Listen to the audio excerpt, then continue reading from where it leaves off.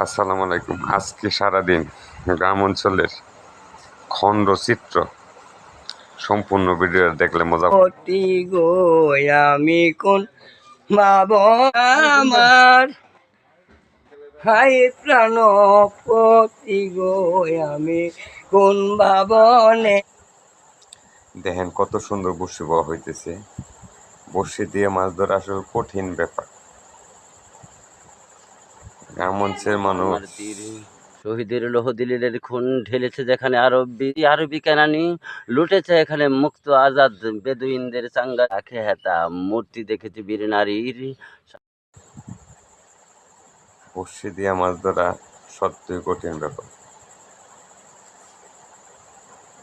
এই কৃষক তার ক্ষেত থেকে দাম সরাইতেছে, অনেক কষ্টের কাজ।